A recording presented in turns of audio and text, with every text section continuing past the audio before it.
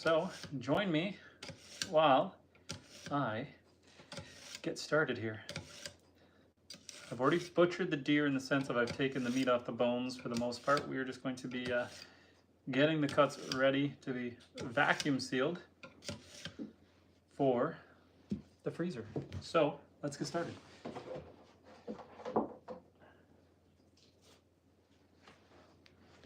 First thing we're going to want to do is take this piece and cut off this outer layer of fat.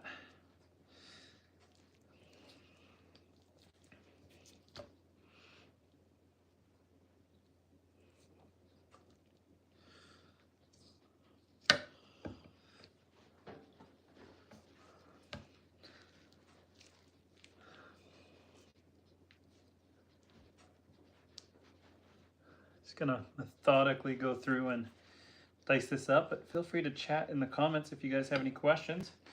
I'll be sure to answer. In the meantime, I'm just gonna keep working away at it, cutting off this outer layer. Normally I would try to take care of this while I was field dressing it. However, it was very cold today, cold in the hands, so we're just gonna make work of this in the kitchen.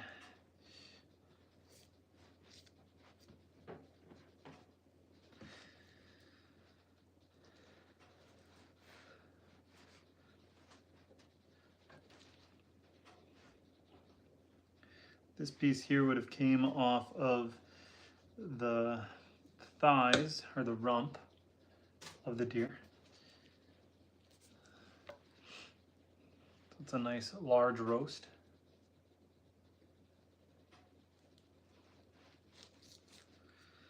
I'll just clean it up a bit and slowly work away at it. If you have any questions, feel free to ask. We're just going to get this guy ready for vacuum sealing, clean it up a bit, cut out the fat, separate out some of the connective tissue. This piece of meat is actually two separate muscle groups, so we're going to separate them by the connective tissue that's right here. Just going to separate that so that we can process it separately. Cut off this fat and connective tissue. Feel free to chat, guys. As I work away at this, I'll look up and feel free to ask any questions and I will answer away. We are just processing some deer meat. I was quite fortunate this year. I managed to hunt 2 deer, and then today a car hit a deer in front of me on the highway, and they kind of wanted nothing to do with it, so I threw it in the back of my truck. And we are just processing it up, getting it ready to be vacuum sealed. Feel free to ask any questions while we do this. Kind of separated out. I've got a plate and a bowl so that I can separate out any stewing beef from any steaks or roasts.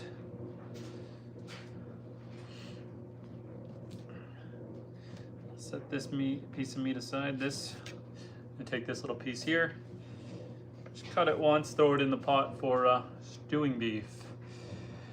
DJ, I hear you. This is some venison, some fresh deer meat. I'm just gonna dice it up, get it ready. Nice big slab of meat. We're gonna vacuum seal it, probably turn some of this into beef jerky later. You were a chef for 15 years, so you know what's up.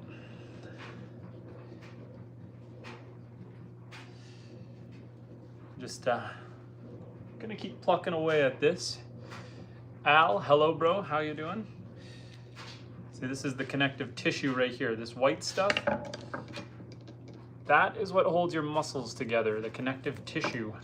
So I'm just gonna separate that out for this piece. Try to remove as much of it as I can.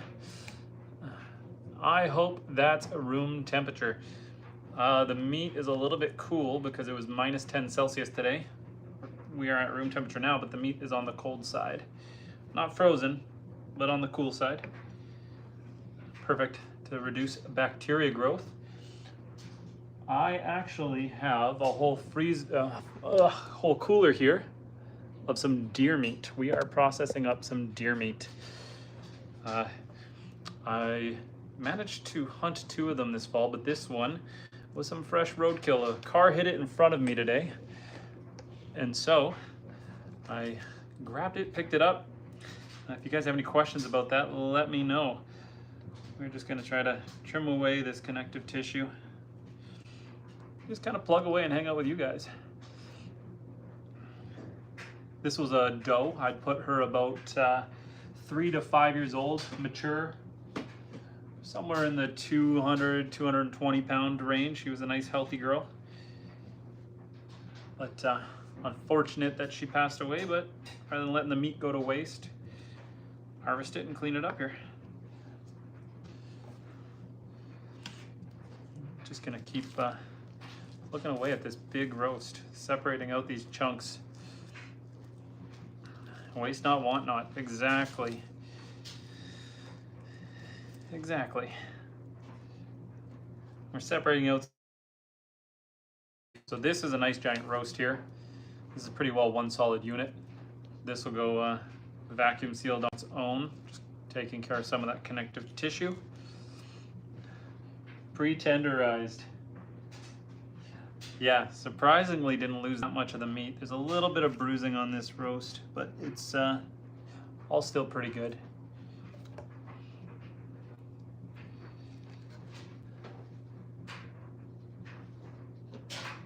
But I figured chat with you guys while I'm doing this.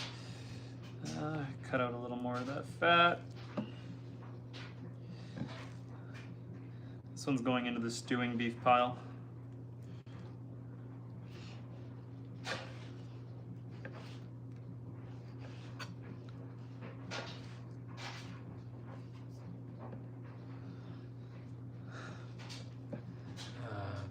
Prepping and marinating meat by letting it get to room temp just before you cook it leads to more tender, succulent roast.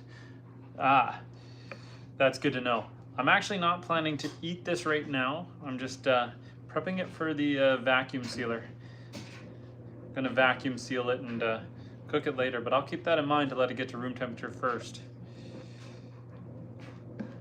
I always thought you cooked it from cold for bacteria, but I will keep that in mind.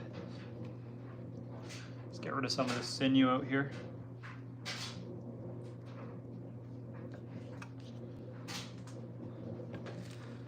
That's a pretty good roast.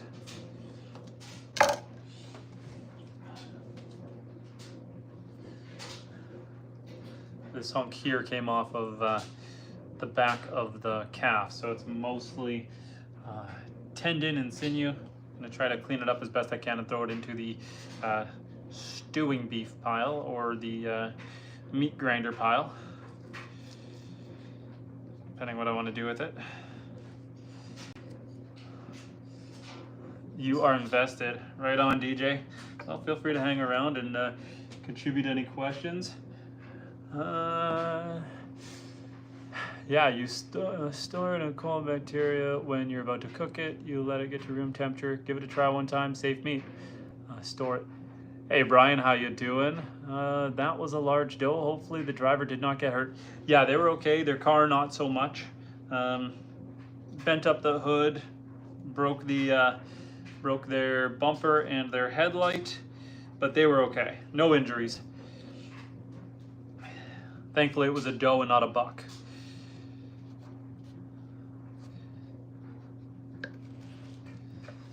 This back of the leg meat is so chewy with all the tendons that we are just going to cube it up and throw it in the meat grinder pile. I've done a lot of stewing beef with this kind of meat, but it's still chewy even after you've let it slow cook and stuff. Gotta cut that out. Mince it. Creating change. Welcome back. How you doing? I appreciate you stopping by as well. We're just out here processing up some roadkill. It's a nice glamorous live stream tonight. The way I look at it, if an animal is freshly killed and I'm able to take part in harvesting it, then I'll take that as a special blessing from God, and I will not say no to some free food.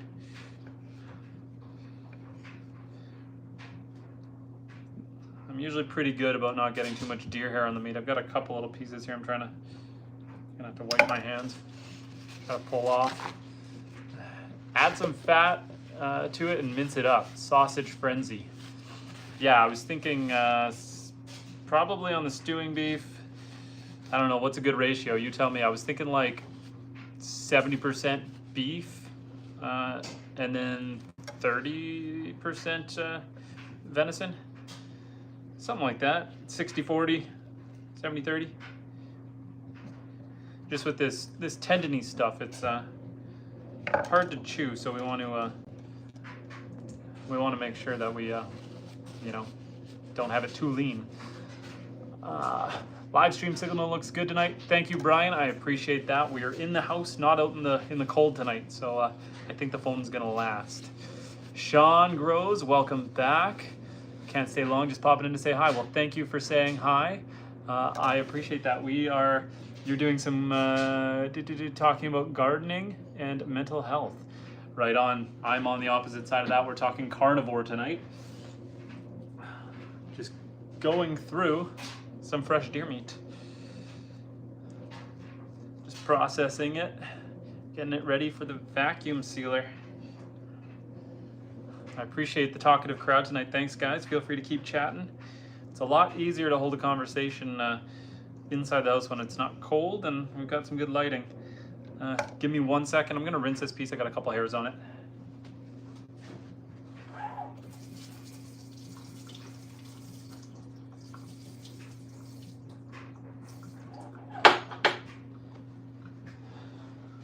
Rinse it, pat dry it, all that fun stuff. Yeah, it's nice to be warm tonight. Hit that like for our friend in the chat. Thank you, I appreciate that.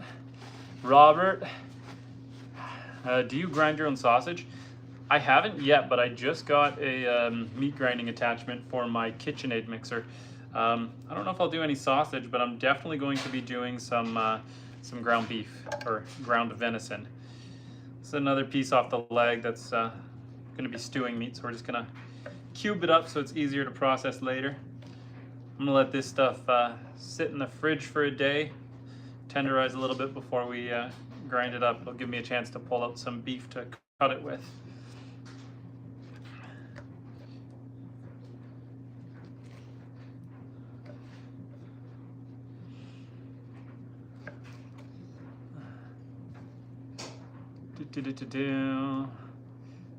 If it's lean, throw some fat in. Yeah, that's what I'm thinking. Although I'm not a fan of deer fat. I find the deer fat is a little bit greasy, or waxy, I should say. When you got a lot of deer fat and you're chewing on it, when it starts to cool down in your mouth, it leaves like a waxy sensation. It's not the most pleasant. Still edible, but I understand why people use that tallow to make soaps and candles and stuff, because it's a lot harder than say pig or beef grease. It's a lot waxier.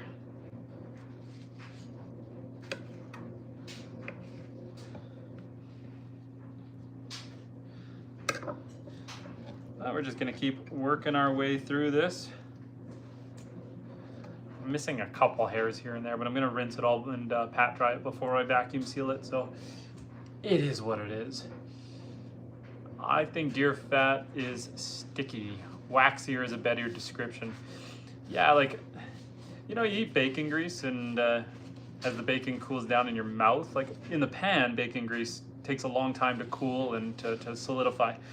Whereas deer grease, I find, solidifies very quickly. In fact, even when you have a hot piece in your mouth, it tends to start to wax in your mouth. not the most pleasant thing, so I try to trim most of it out. Down the road, I will get more resourceful and I'll start saving it, saving the tallow, use it for soaps or for candles and stuff. But for now, that's not in my forte. For now, I'll just take a piece like this and cut all this out.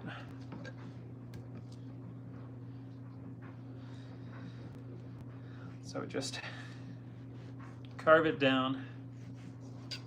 Nothing too fancy, just using a fillet knife. Tried various knives, but I find the fillet knife just gives me the most control over it. So that is what we will do. If you guys have any questions, feel free to ask any questions. Never cut towards your own hand, bro. I cut myself more than once. I'll let you watch in anticipation for when you see me wince.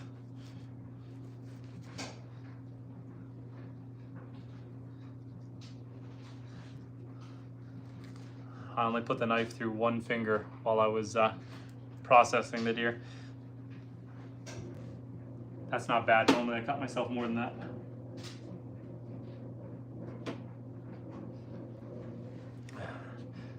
Brian, sometimes I put the deer fat out for the chickadees, blue jays, and woodpeckers in the winter. You have an awesome bird watching section on your channel, and so I'm gonna buy that, take that. I'm gonna take that as good advice. I'm gonna grab a separate bowl, and I'm gonna set some of that fat aside for the birds. The only thing is my dog's probably gonna try to get into it, but that doesn't really matter.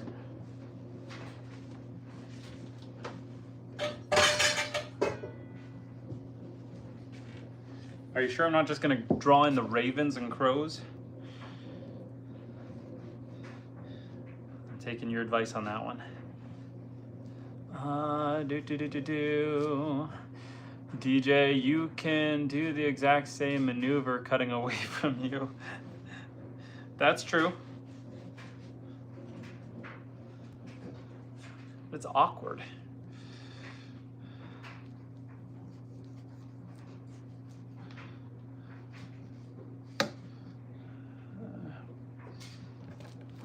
And Robert, do you have any good recipes for ground venison?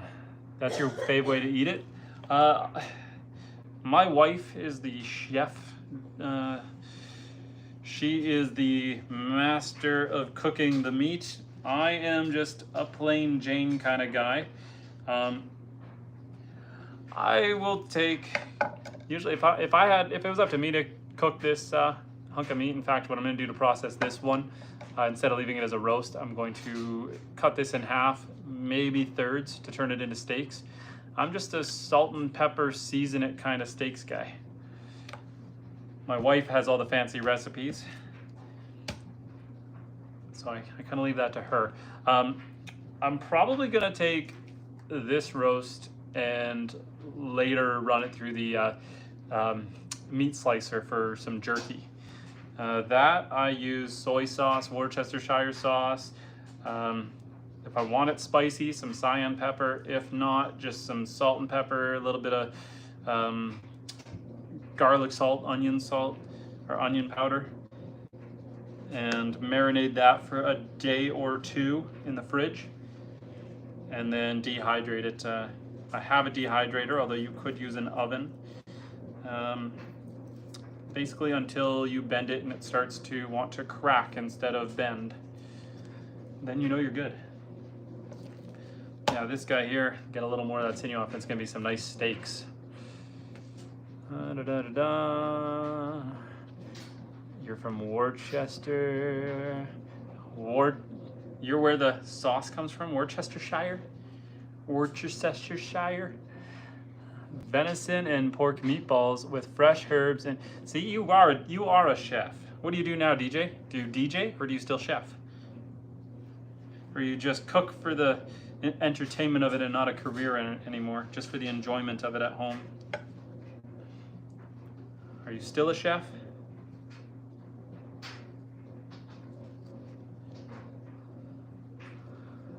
I think my favorite way to eat it is summer sausage with cheddar and jalapenos. That sounds delicious. Worcestershire? Worcestershire? That sounds about right.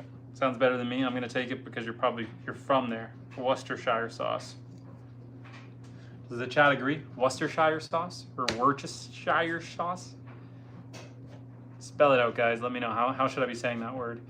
Water filtration. I cook it at home for family now. Nice, nice. You're probably cringing when you watch me cut it this way. But I can get a nice steak out of there. I'm gonna do one more.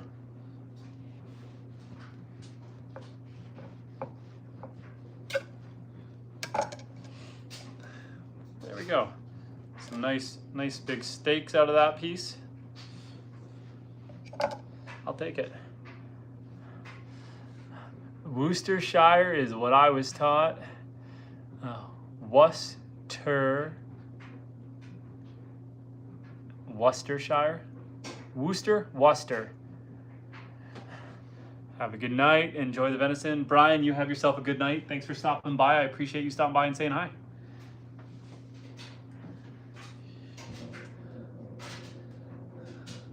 A lot of good on this piece. Oh, got a nice big hunk of meat here. A little bit of congealed blood there we're going to cut around.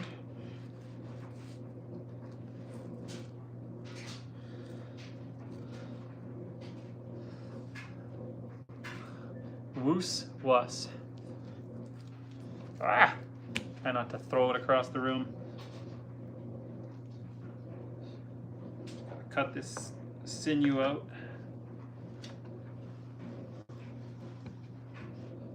Trying to stay as close to the surface. I'm sacrificing a bit of meat there. Unfortunate. But it is what it is. I'm usually a lot pickier when I'm processing one that I've shot. But one that has been hit by a car, we can afford to cut some of that out, some of that bruised meat along this top surface here.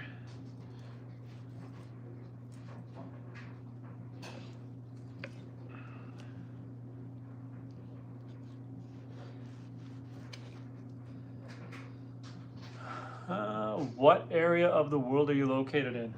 I'm located in northern Canada. We are in Canada.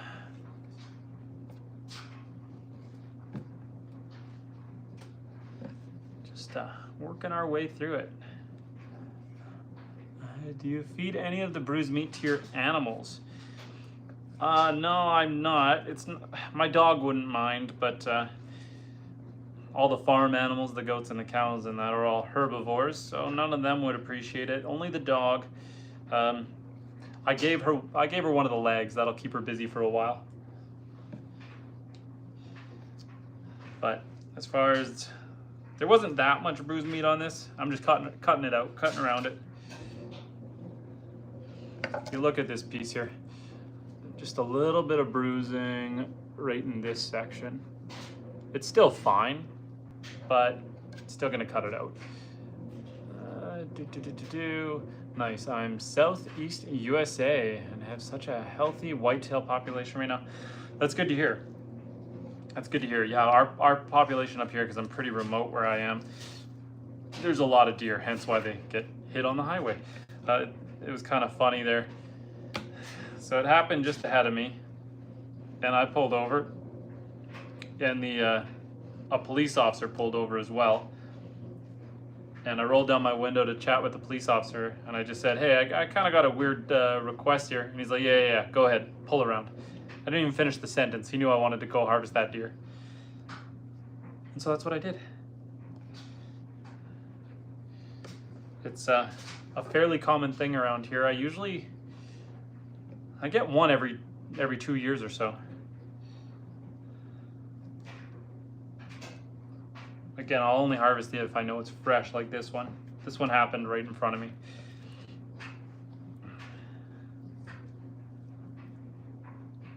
And the way my highway crews would deal with it is they would roll up to the scene, see the deer there, they'd throw it in the back of their truck and just drag it down a bush road. And just toss it just to get it off the road. They don't harvest it, they just leave it to rot. And so any chance I get to harvest one, I will. I'm actually gonna cut this piece of the meat out here. You can see it's a lighter pink. Probably still fine. It's got no smell, no odor, no nothing like that to it, but that's where it bled out there, part of that bruising. The meat's fresh, it'd be fine, but I'm still gonna cut around it. There are a lot of raccoon hit here. Deer, moose are a New Brunswick thing. Yeah, we got a lot of moose around here too. The transports will hit those, unfortunately.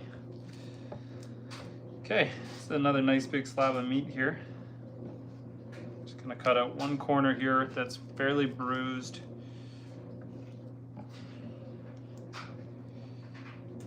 And set that one aside. Almost forgot about this little hunk that was sitting in the corner.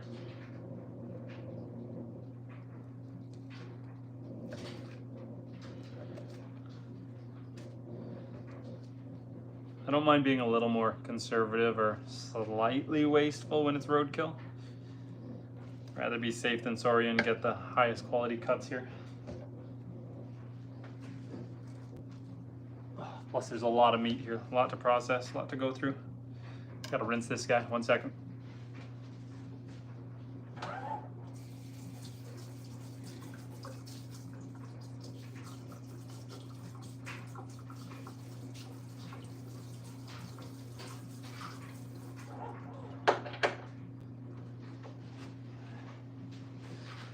Usually pretty good about not getting too much of the deer hair on the meat, but it was windy today and it was really cold out, so I didn't do the best job, I guess, because I'm finding a little more hair than normal. But just give it a rinse and pat dry it.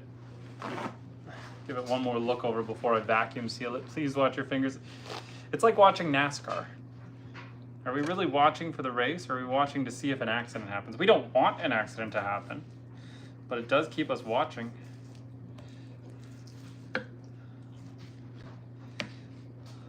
I haven't lost a finger yet.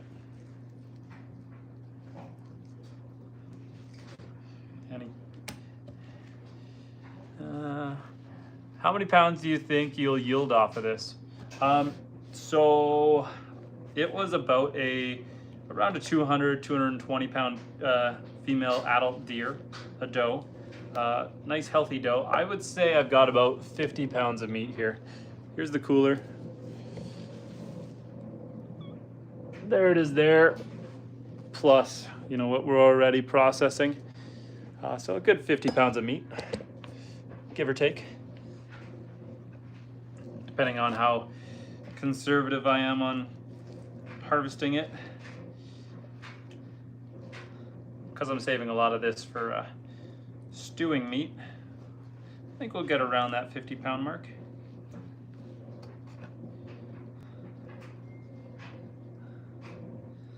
Sure, we'll save that for the birds.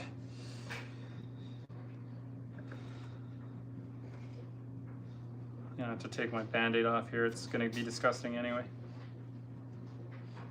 I didn't have the ideal situation because where it got hit, I wanted to make quick work of it, get the guts out, and the only knife I had on me at the time was a box cutter.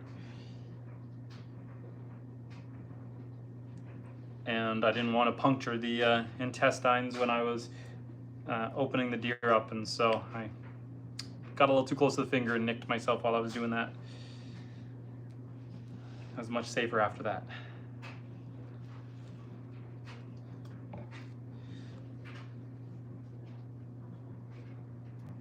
It's one of those things I kind of talk about and think about is a lot of people think to hunt or process meat, you need equipment, or, you know, they think you need the camo jacket and all the spray scents, you know, the scent blockers, and you need to have your rangefinder and your scope and all this fun stuff.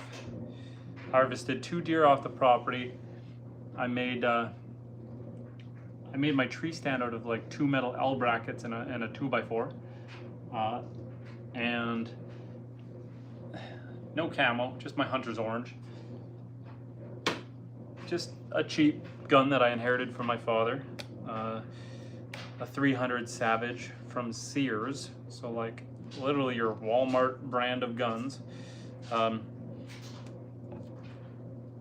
And took out 2 deer back to back. I've got a video of that up on the channel. And then I do have a lot of nice butchering and knives and stuff, but as far as this one went, I just used a box cutter, a straight up, you know, $6, $5 box cutter knife. And I'm using a fillet knife. This is just a Rapala fillet knife. It's just a, you know, I don't know, $25 knife. Nothing fancy, does the job.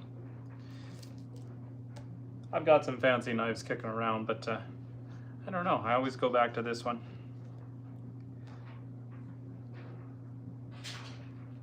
I'm debating grabbing the meat cleaver, but we're gonna stick with this one.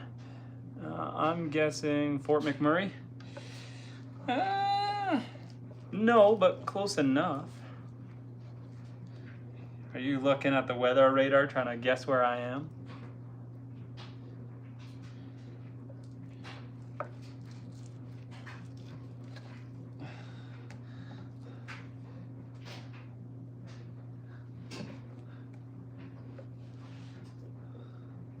I don't like giving it away, not too close. Deer hunting ain't gonna break the bank. Exactly. For some people they will.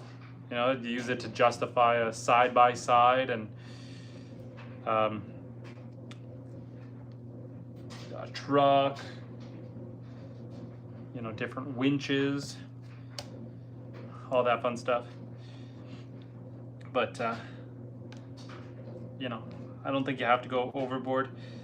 It's still, it's one of those things where I find hunting, you know, versus the grocery store.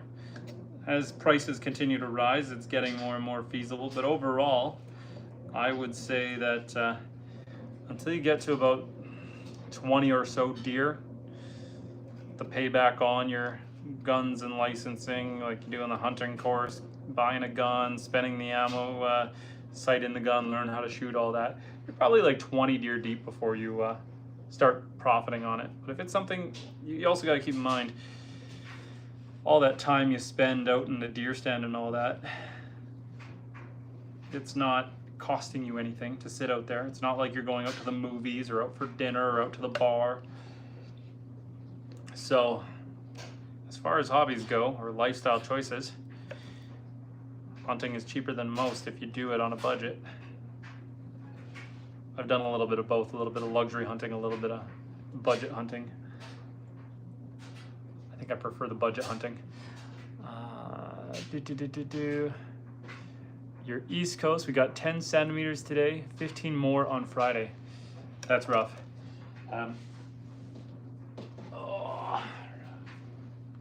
Okay, this one is full of hair. We're gonna go rinse all that hair off 1 second.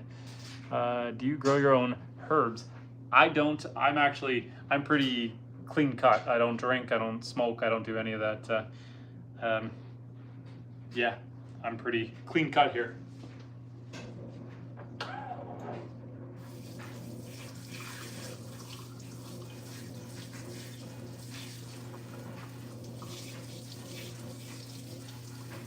Bear with me here.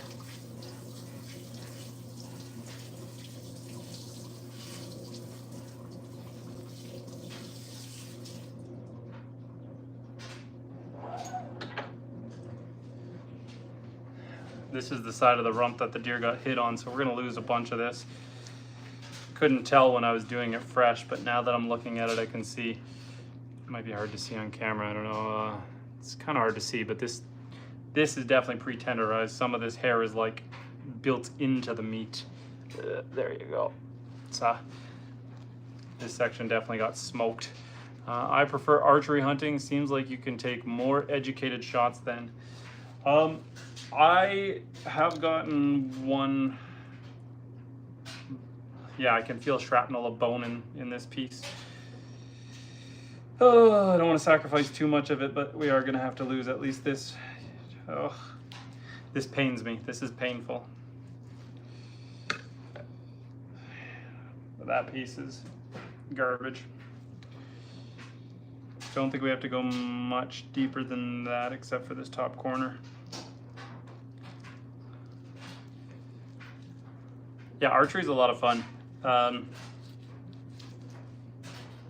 This year I was hunting to fill the freezer though. I wasn't gonna risk missing with the bow, so we used the 300 Savage this time. I had thought about, in my head, what I wanted to do was try to bow hunt in the preseason. Where I am, they allow you to bow hunt a couple weeks earlier than gun hunt. And I thought about it, I wanted to get out there, but then I was just too busy duck hunting and having fun with that. And the seasons are at the same time. And so, yeah, I didn't end up going out bow hunting like I kind of dreamed or thought I would. But we got some ducks out of it anyway.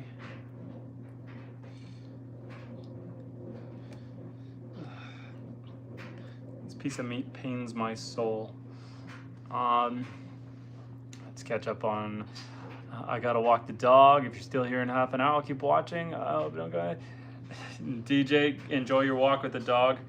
I will try not to lose any fingers in the meantime. I appreciate your concern, but I will do my best for you. Same here. Bow season opens up 2 weeks before gun. Yeah, so it's a good opportunity. It's just for where I am that corresponds with duck hunting, and it's kind of a nice change of pace. I had it in my head that I would do both. That I'd go out there with the bow looking for deer in the forest, walking along the water's edge with the rifle, but or with the shotgun, I should say. But it didn't pan out that way. That's a decent hunk of meat. I'm gonna cut a little more off of this side that's bruised.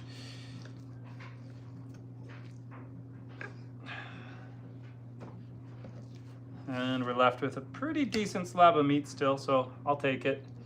I'll take it. I will hear the coyotes howling tonight. I know I have coyotes sometimes in the area, but so far in the last year and a half, none have visited the property, so I will take that for what it is. Just gonna cut this bottom layer of sinew off.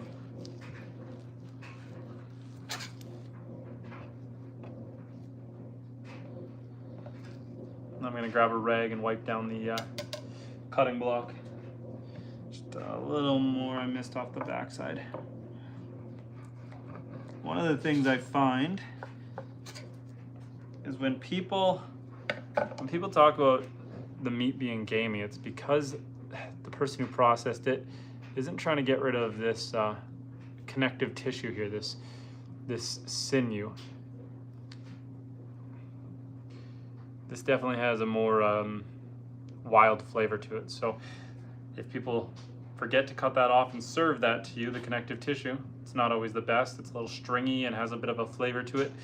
But also, when they're cutting on the cutting board and they're getting that all over it, and then they take their nice piece of meat, slab that on there, and spread it in, that's also going to give you a bit of a flavor. So it's best to keep things clean.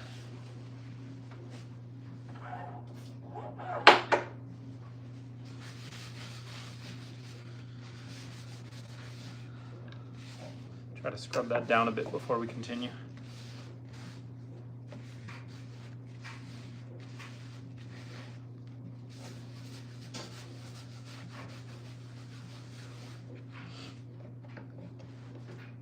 All right, this one here is going to turn into a few more steaks. It's a nice, what's left of it is a nice piece of meat.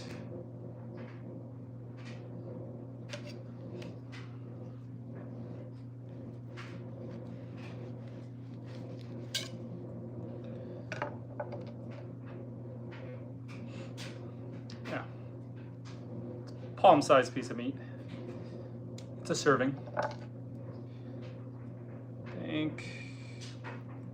Break it down one more time to flatten it out and turn top part of that cut into some grinding meat.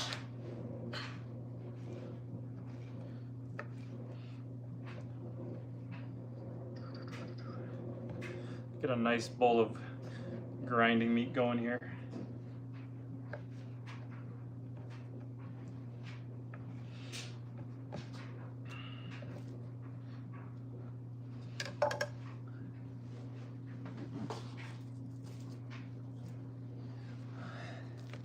Got a nice harvest off of this deer.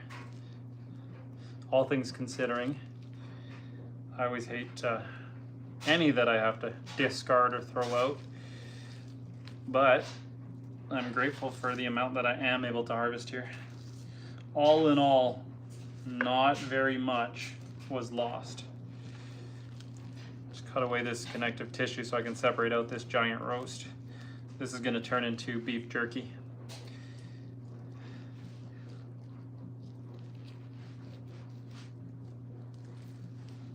Got to separate out this piece of stewing meat from the greater roast.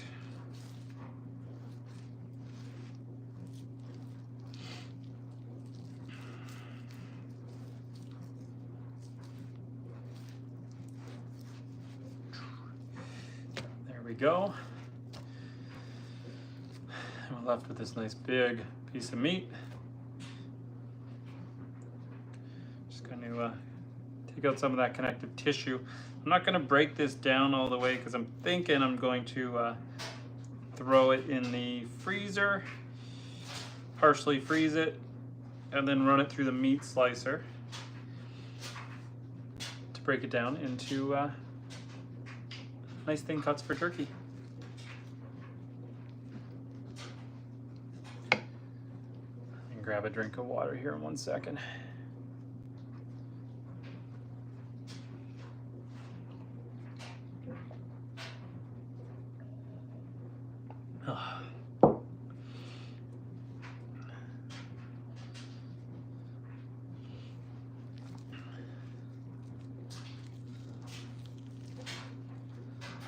Connective tissue in here we're gonna break into, cut it out.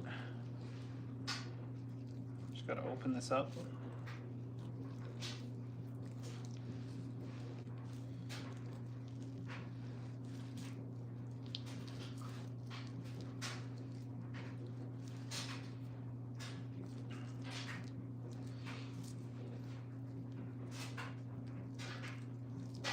Take out some of this tallow.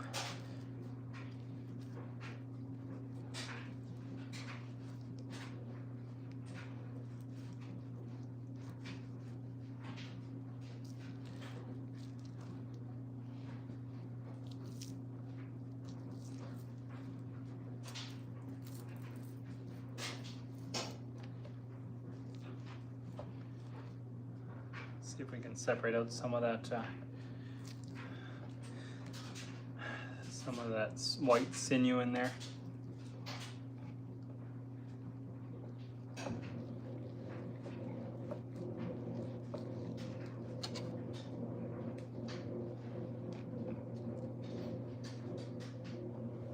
A little more left behind. Try to come back for that.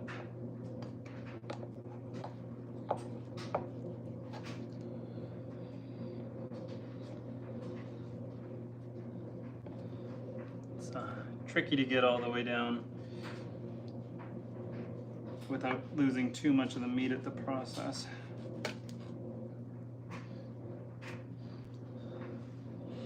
That's good enough to add to the pot.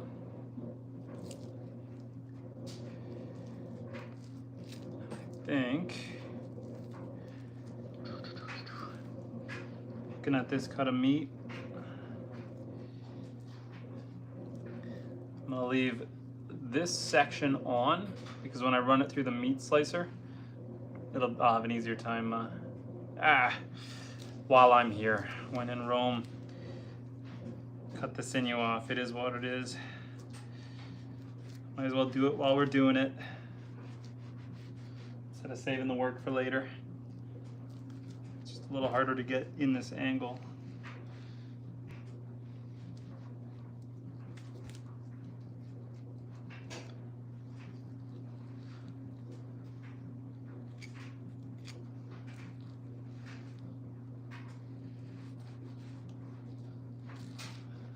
Well, we're getting it.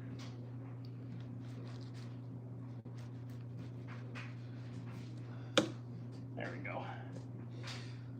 A little more up here. It's gonna be a little tricky to get in there. I don't like leaving that stuff on.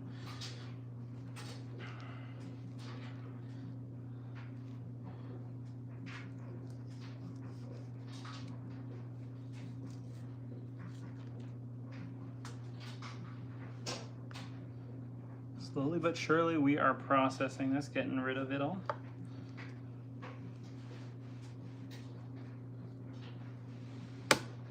You try to cut this stuff, you can see why they make bowstrings out of it. Historically, that is. Let's just sacrifice out that little piece there.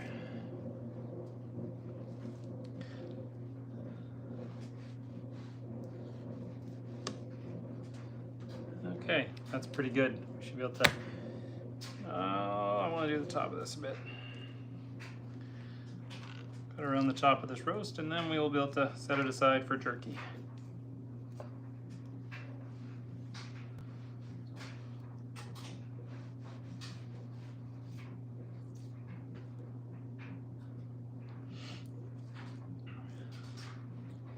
Slowly but surely.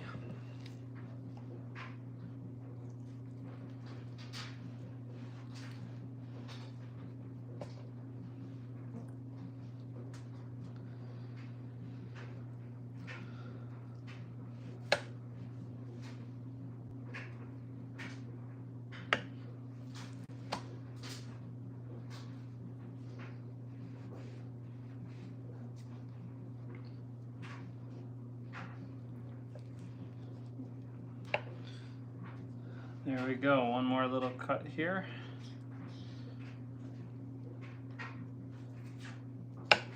There, that one's pretty good.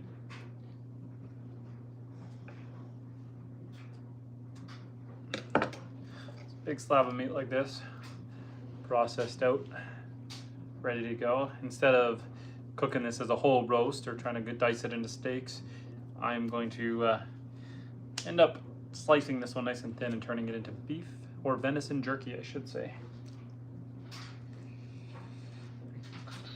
I'm running out of room for all this meat. It's a good problem to have.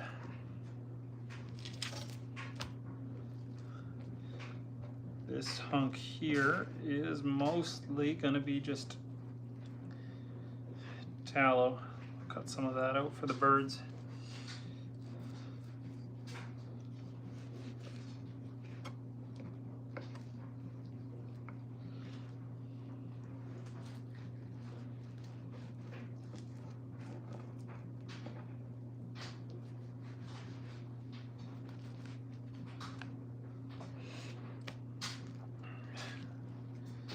Definitely some meat in here, but not much.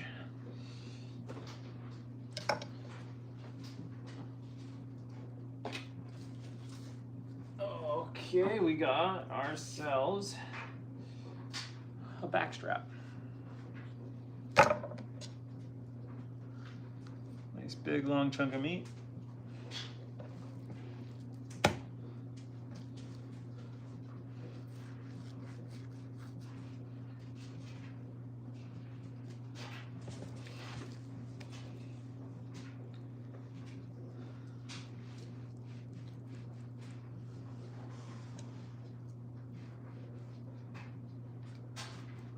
Work our way through it.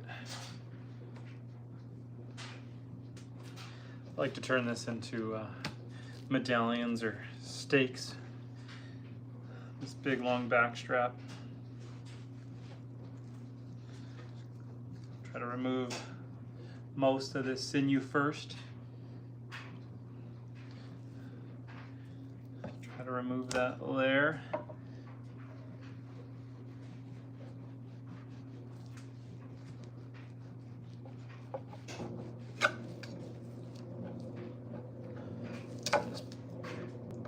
Piece here. Get rid of that. Now we're left with this, and I'll just cut it into some steaks.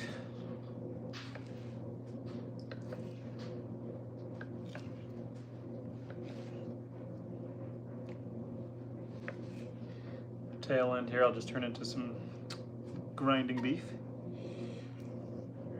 venison.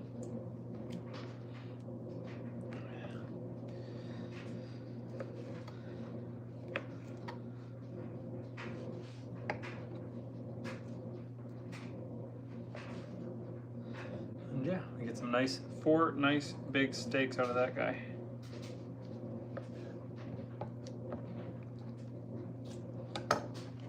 Nice big steaks, all decent portions.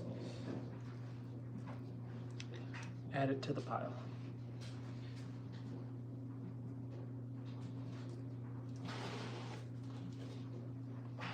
Another big roast. That we got to break down.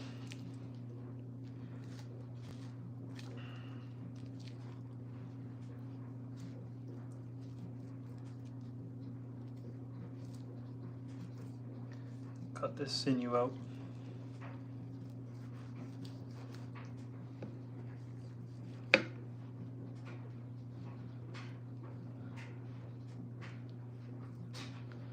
Cut out all the connective tissue.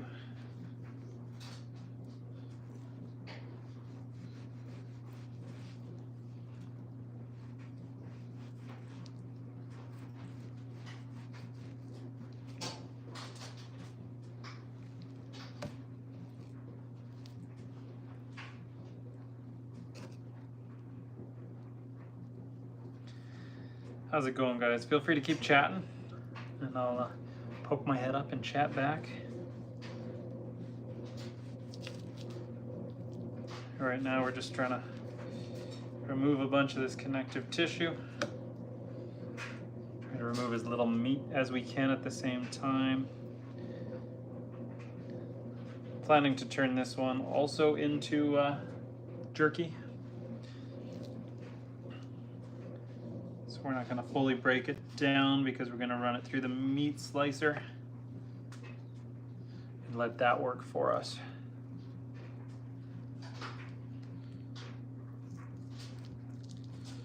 Got to open it up, get to the connective tissue inside the roast.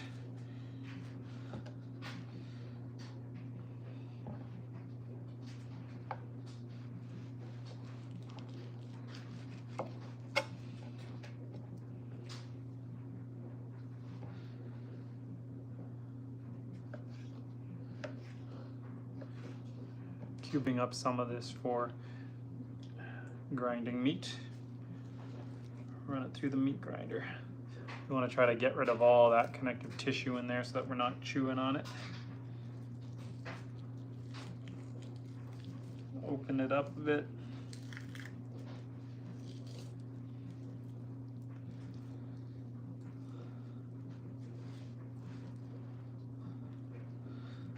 And we'll try to cut that out.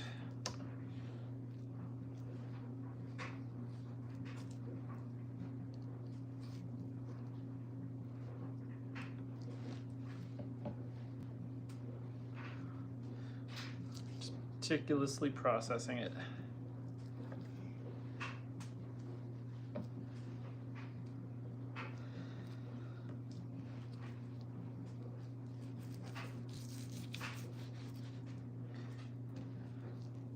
Break it down a little bit, cut out that sinew. So it's going to give you a gamey taste if you leave that in. All of that. It's going to be hard to chew and it's not going to taste very good.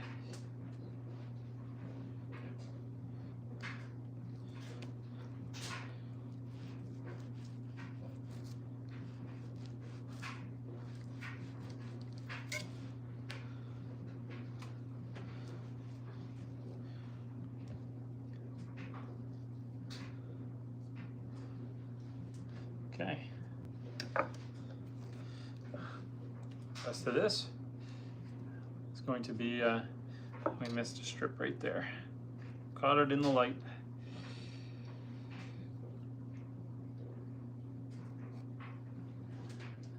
There's one more little piece in here that I almost missed.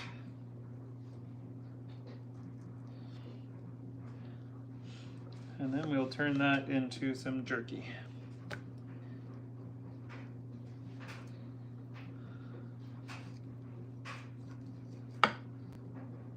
There.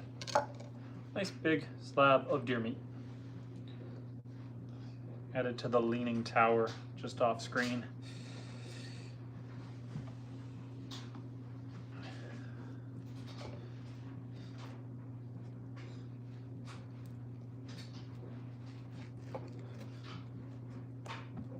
All these pieces off the legs that have a lot of sinew and connective tissue, I try to cut as much of it out, and then whatever I can't get, it's gonna get diced up and thrown in the meat grinder anyway. That'll tenderize it.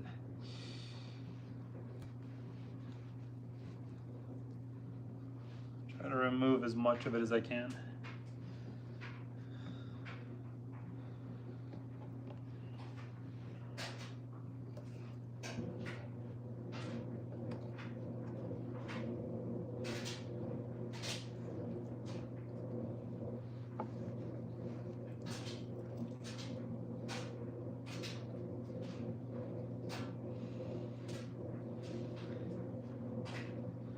If you guys have any questions, feel free to keep asking. I'll just keep breaking this down.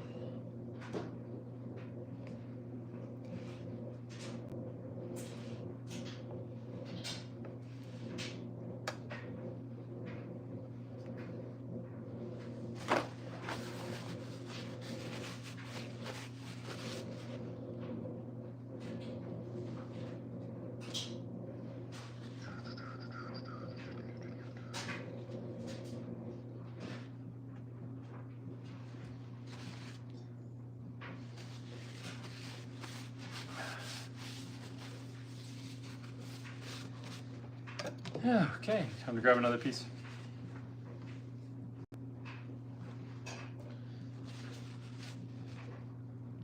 Let's see what we can do with this piece of leg.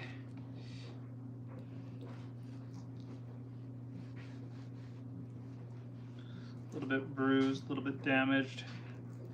I'm just gonna sacrifice that piece there.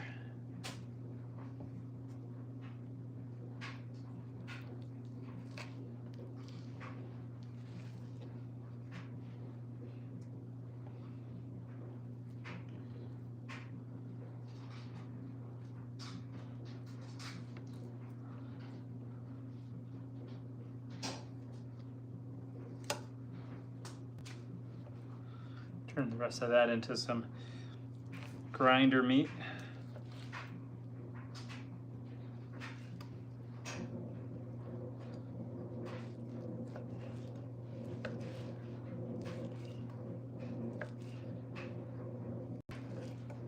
Just kind of cube it up and set it aside.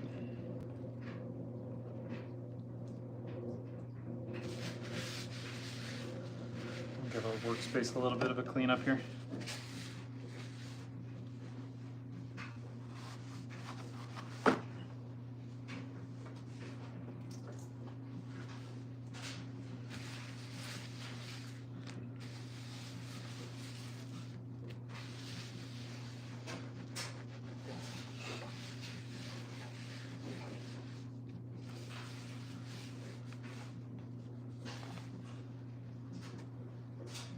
We'll just dry that off and have another piece of meat.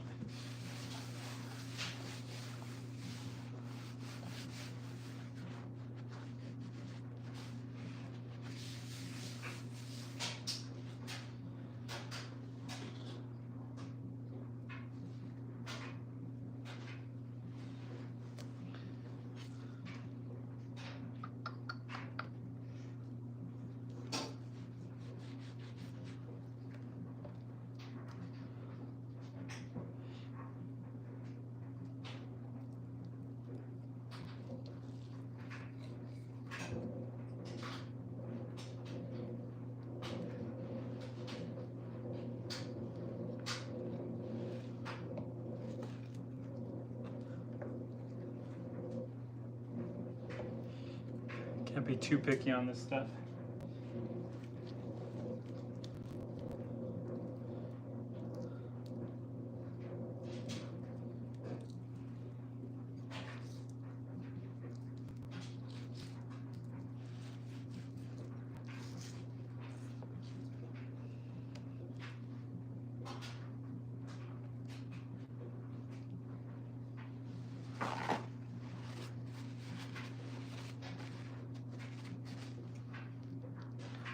work our way through it, try to remove as much of this tallow and connective tissue as we can.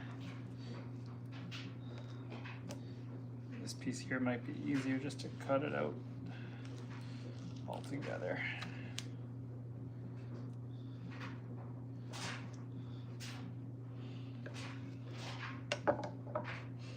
How's it going, guys?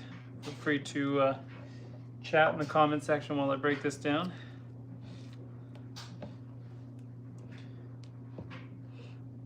If you have any questions, feel free to ask away.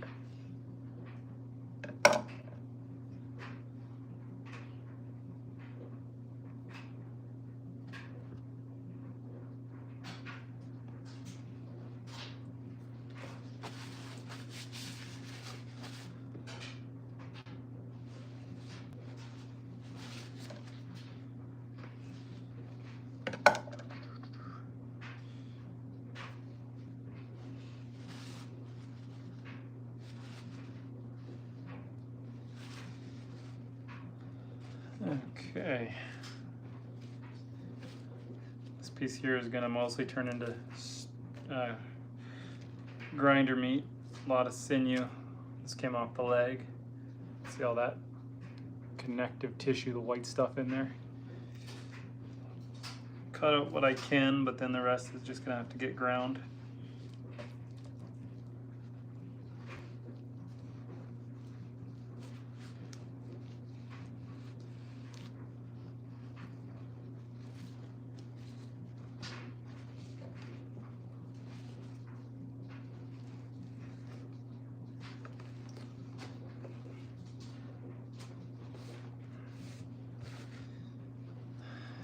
The legs, there's so much tendons and sinew in there. It's hard to get a lot of meat out of it, short of running it through a meat grinder. Just cut out this last layer of connective tissue, then we're just going to cube it up. I think we're due to sharpen the knife as well.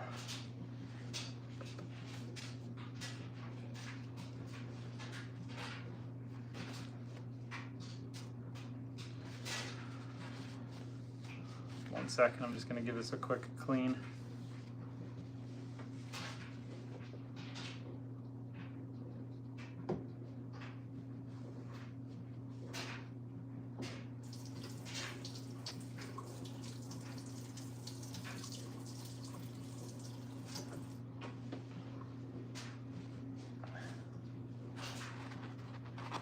Clean it up, dry it off, sharpen it.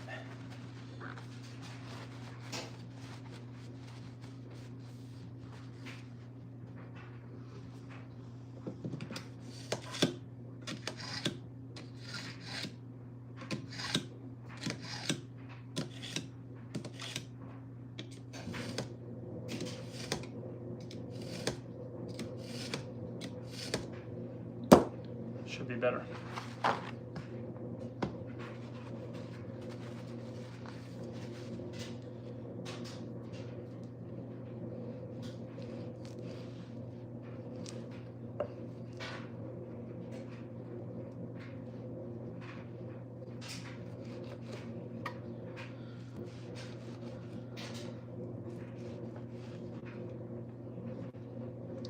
Let's break this down and then we can add it into the bowl with all the other grinder meat.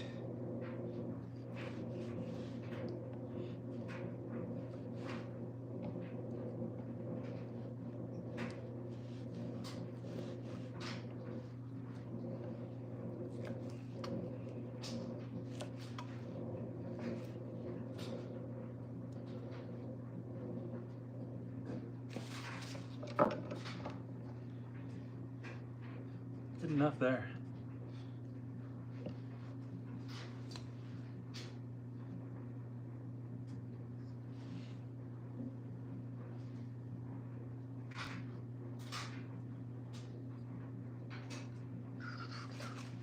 If you guys have any questions, feel free to ask away.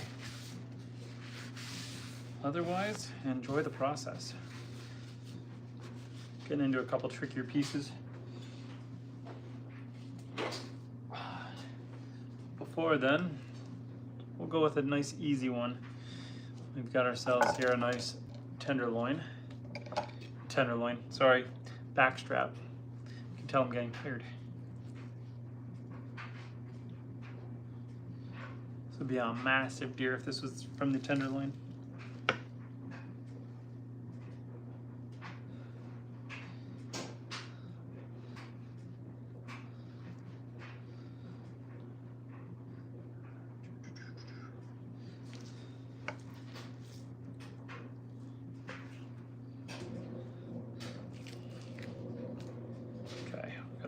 Cut off this sinew, and then we are good to go with processing this.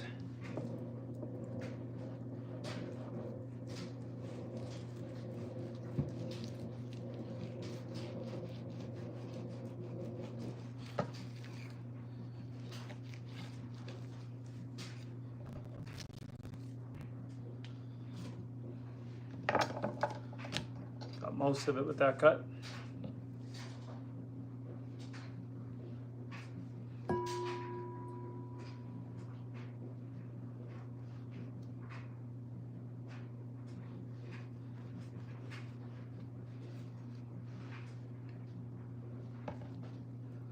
Just a little bit off the back here.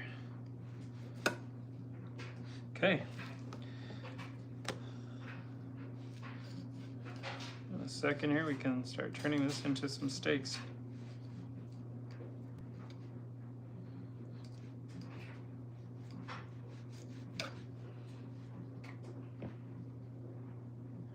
Voila.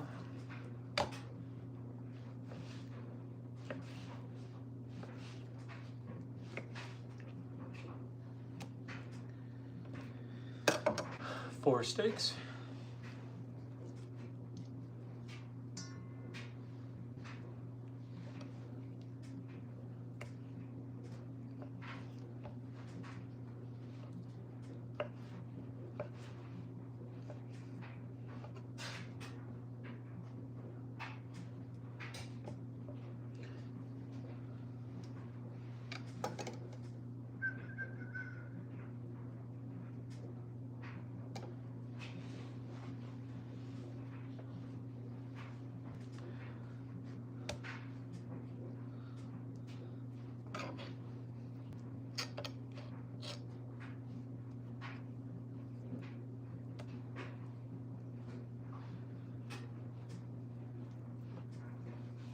Meticulously cut away at it, removing the connective tissue.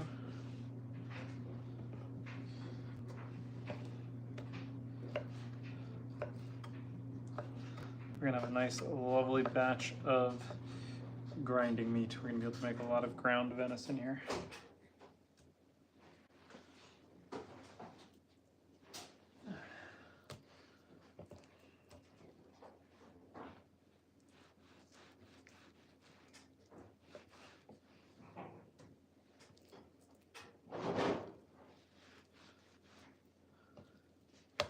How you doing, hon?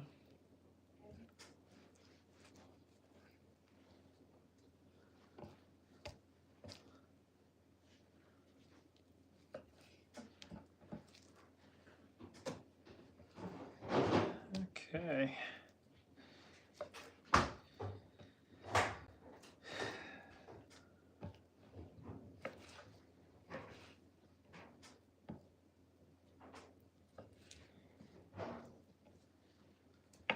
Check that phone battery, 17%.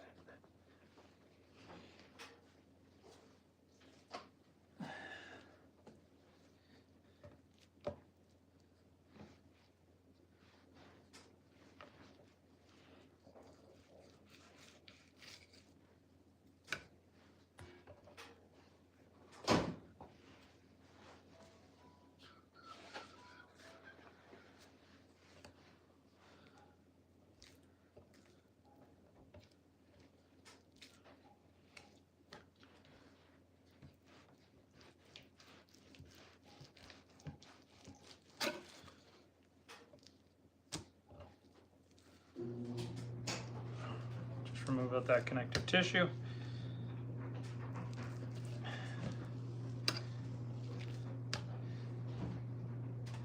Do the same thing to the other side.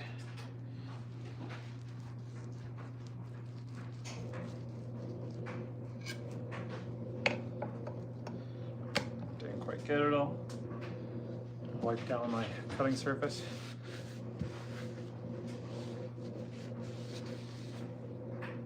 Ah.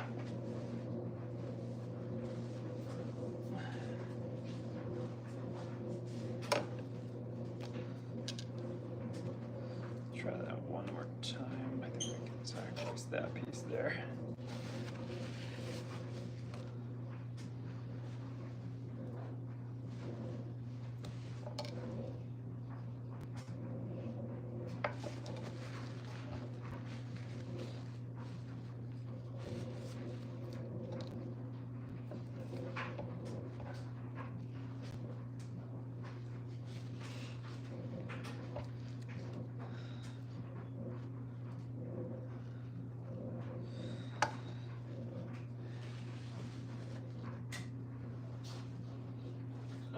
Okay. I've been kind of avoiding this piece. Oh, because it's going to be some work. But we got to do what we got to do. Let's see if I can remove some of this tallow first.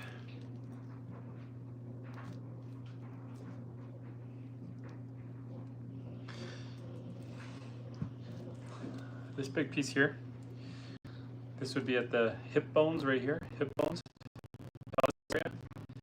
and up the spine, this is where the tenderloins were. There's big hunks of meat along the back strap here. I think I'm gonna cut off some of the meat here. The ideal goal would be to try to slow cook this whole. That way you can get more meat off the bones.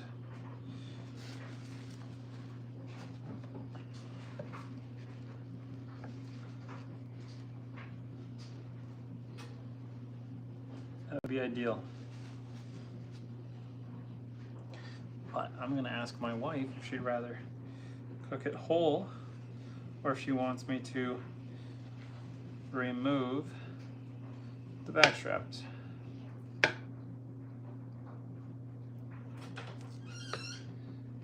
And with this piece here, this is the piece with the lower part of the back straps and around the pelvis. Did you want to slow cook this, or do you want me to try to remove as much meat as I can? We'll let you. Is this too big to slow cook? No, I think I can. I would probably, yeah. I have a pan big enough for that. I would probably prefer you just take the meat off of it. Just work it? Okay. Then that is what I'll do.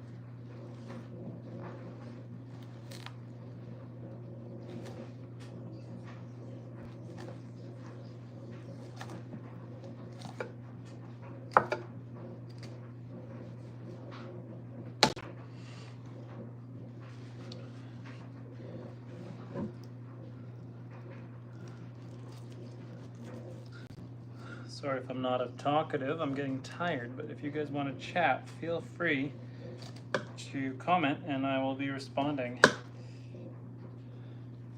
Been at this for 75 minutes.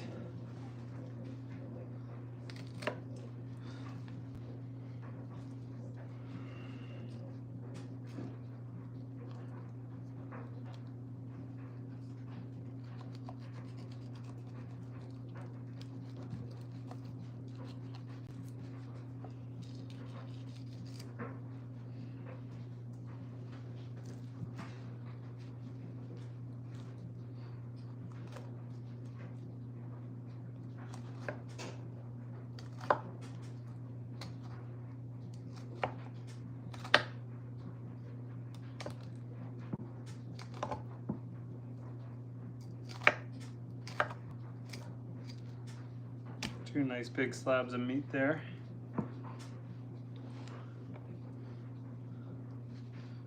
The third one over here. I'm going to turn this one into just some stewing meat.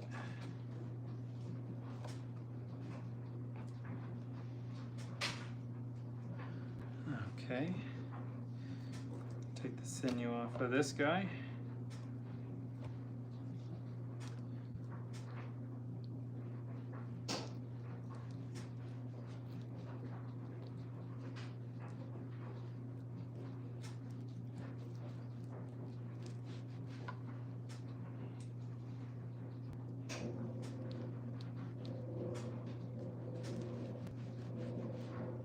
There we go.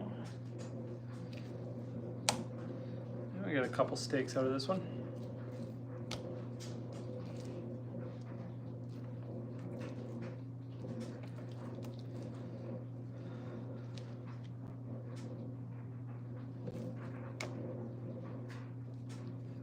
Clean up some of that sinew. Just gonna cut away at it, and then we're gonna have a few more steaks here. This is the lower half of the back strap.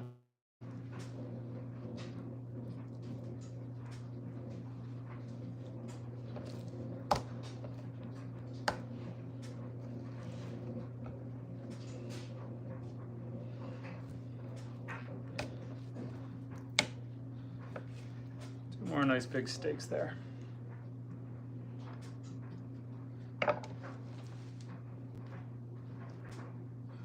Like I'm playing Jenga with the meat. Okay, now this piece looks big and like there'd be a lot of meat here, but it's a lot of bone. We're gonna try to carve away as much meat as we can, but it's a lot of bone in there.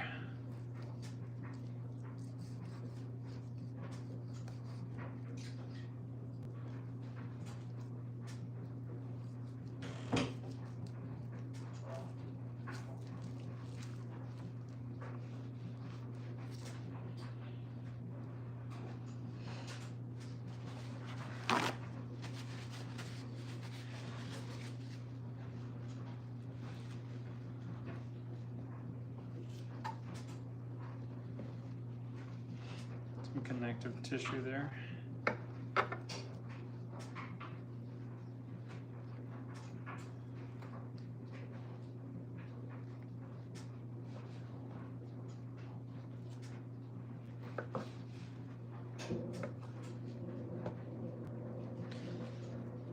And we'll keep working at this big piece.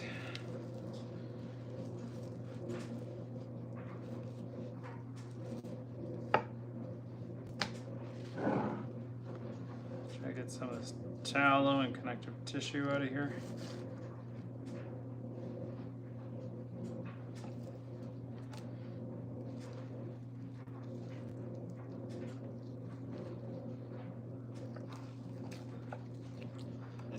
Breaking it down.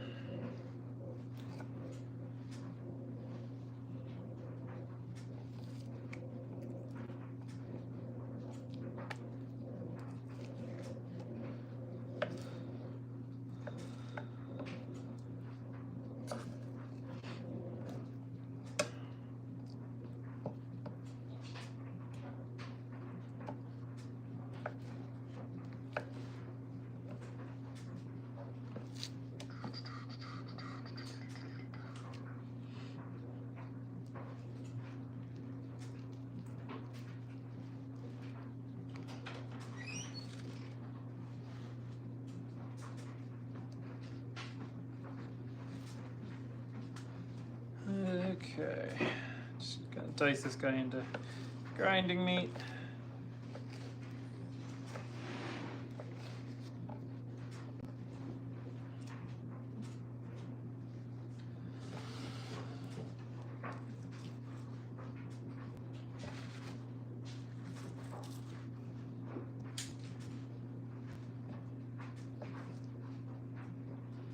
How's it going, guys? Feel free to ask any questions while you're joining me. And I'll be making sure to chat back. Sorry if I'm a little quiet right now. Just meticulously plugging away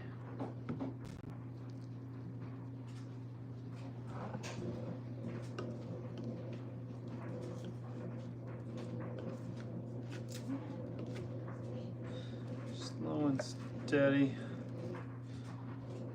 working away at it.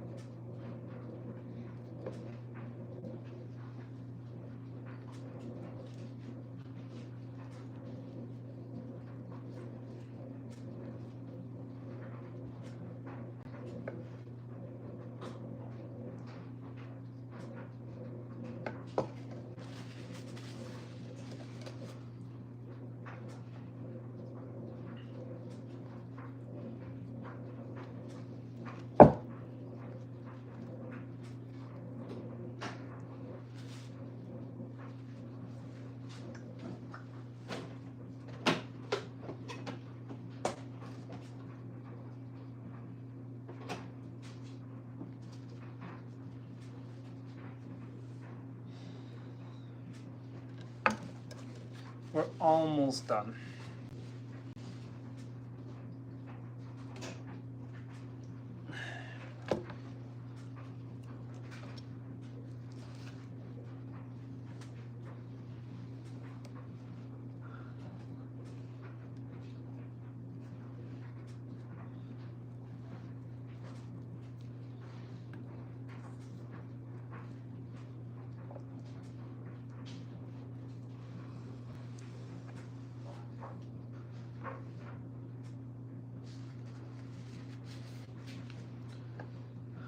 Big slab here. Not actually really any meat on it, but we'll extract some of that tallow.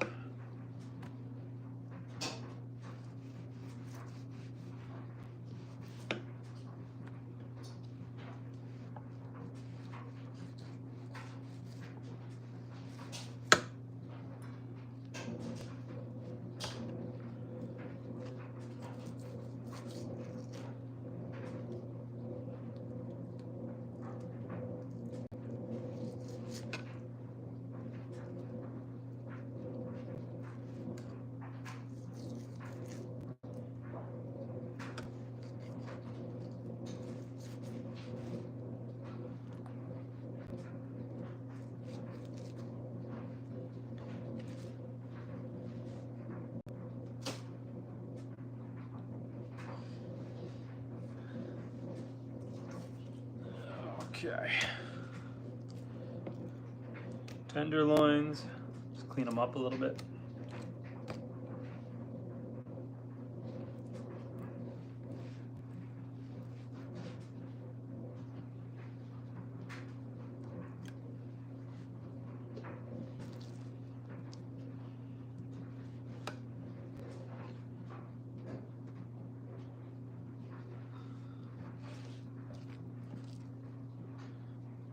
Two steaks out of that.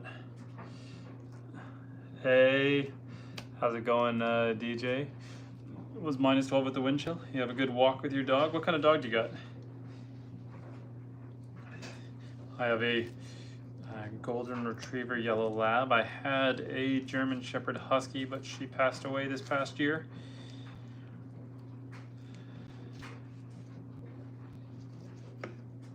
My yellow lab's about a year old. She's lying very nicely considering. Still got 8 fingers.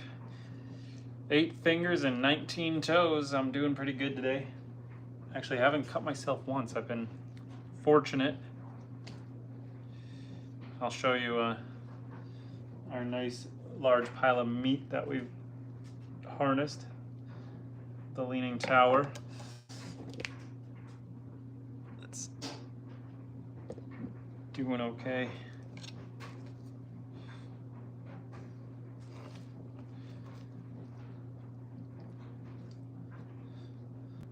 Pile of meat is just falling over, slumping. I was gonna try to vacuum seal it all tonight, but I think I'm just going to freezer bag it, put it in the fridge, let it age for a day, and deal with it tomorrow because it's already getting so late. A Bernese Mountain Dog. Lost a dog this year too, Collie Bernese, a couple weeks ago. I'm sorry to hear that. It's never easy losing a pet dog. How old was your Collie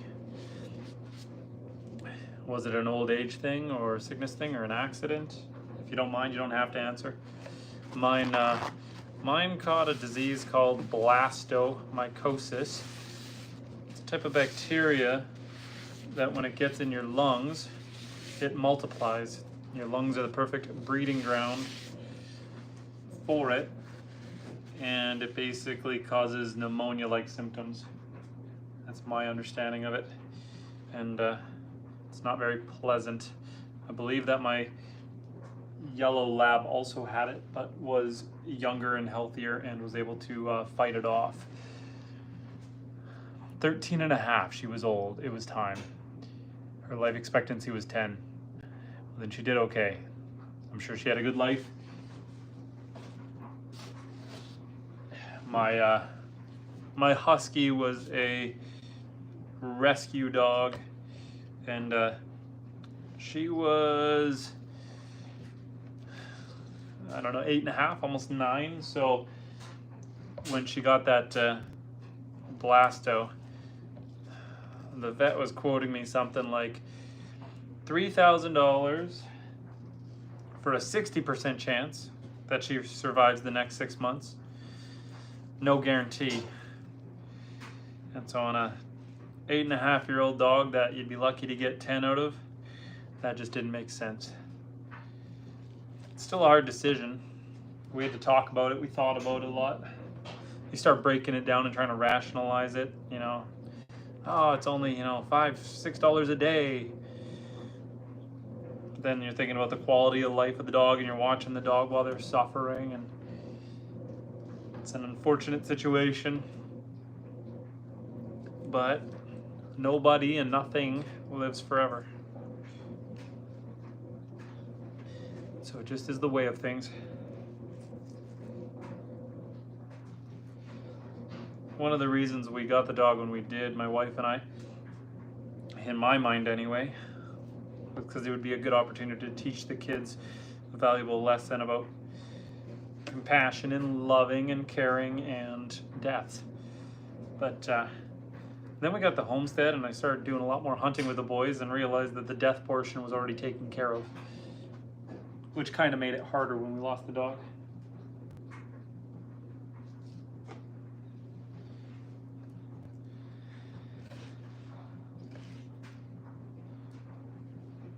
We're really close to done, because I think I'm going to break down the shoulders a little bit, but I think I'm going to leave the shoulders meat bone on and slow cook it. It's kind of cheating, but it's a lot less work. And so, I will cheat to save a little bit of time here.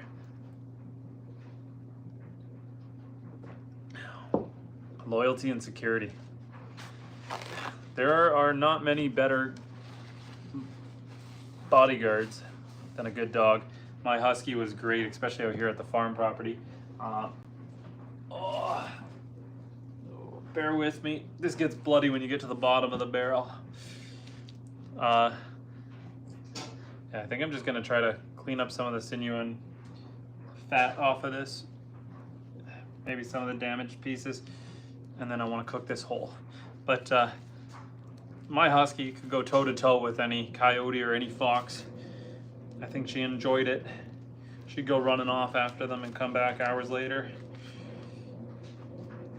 My my yellow lab, she is a bit of a wuss.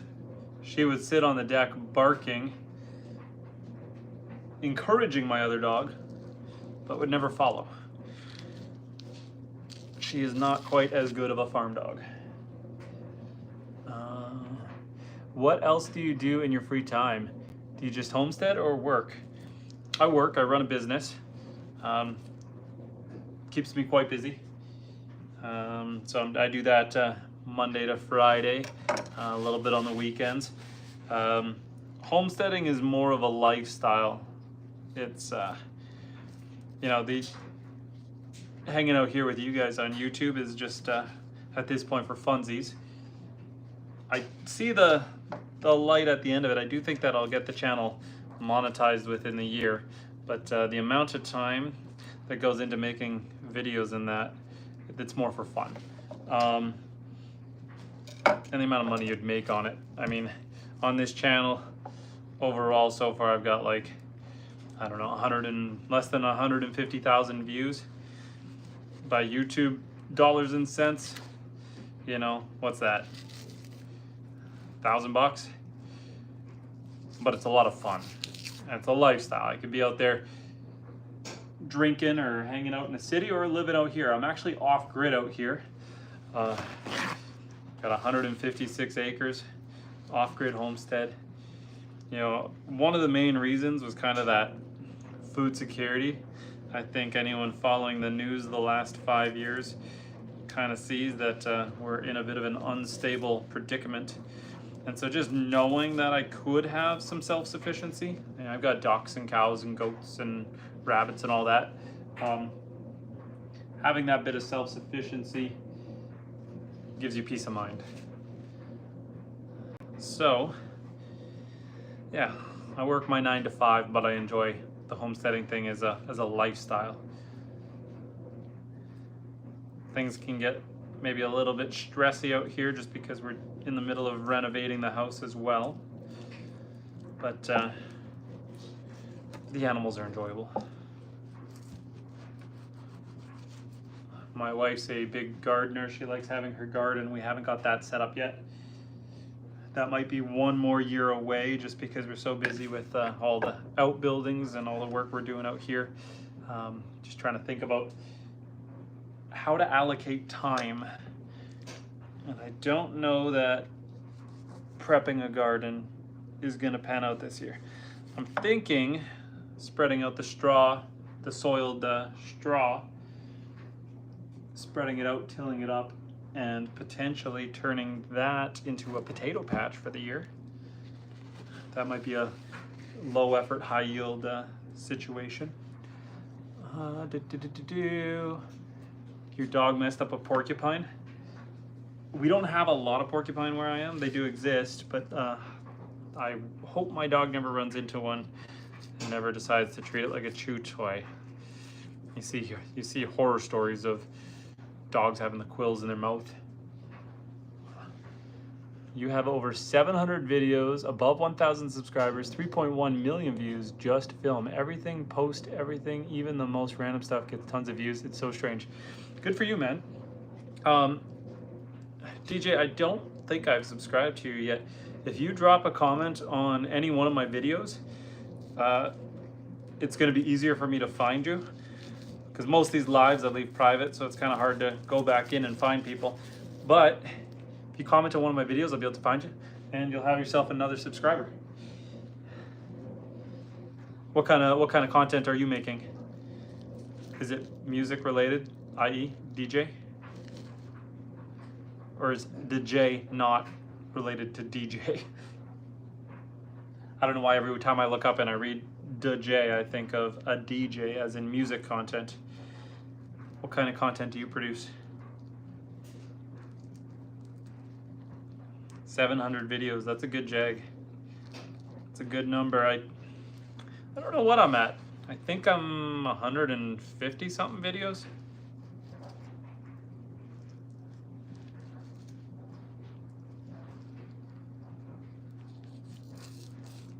Let me just check that camera, 11%. We're still good for a bit.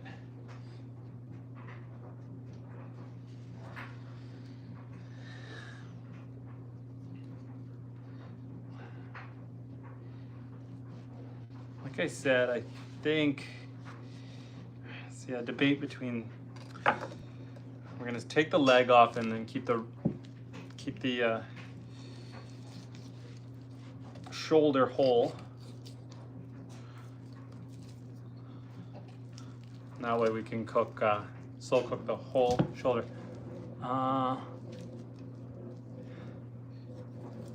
Bear with me 1 second while I just find the bone.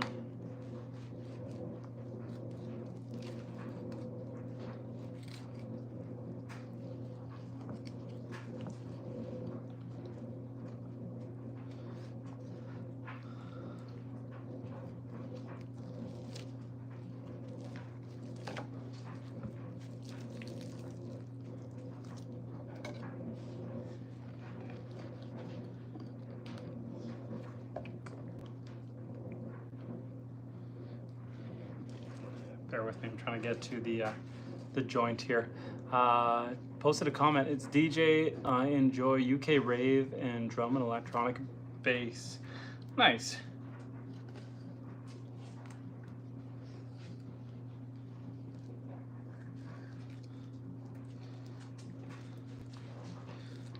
That's kind of where I wish I had my meat cleaver out.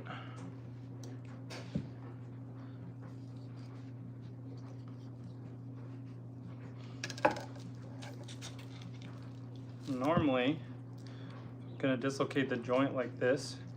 I'll do it while it's still hanging. I didn't really think about it at the time.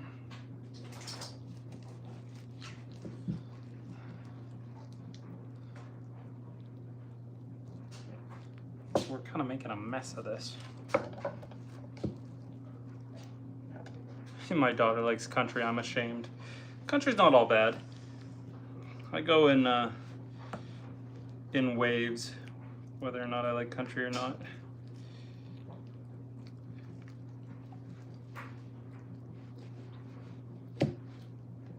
This bone, man, I'm telling you.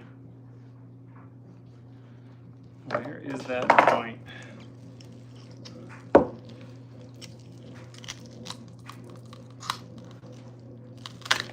There we go.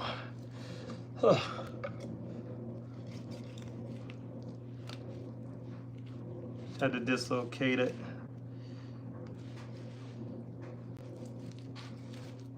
There. So this big hunk here, I think I'm gonna slow cook it. It's a lot of sinew. There's also a lot of meat in there.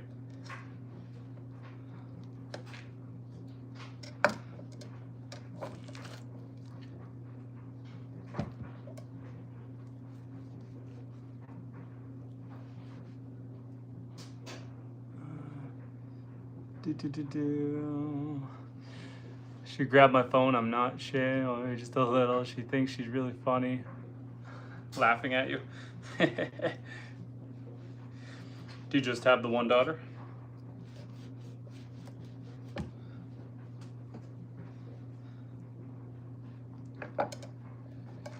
Okay, I'm gonna cheat. I'm gonna set this guy aside and just slow cook it all as one big shoulder. I can't bring myself to cheat. I'm gonna cut one big roast off of it first.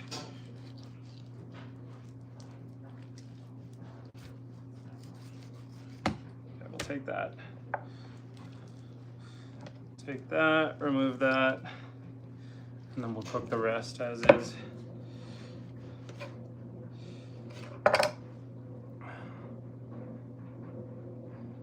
You got one smart cookie, chip off the old block, karate lock picker.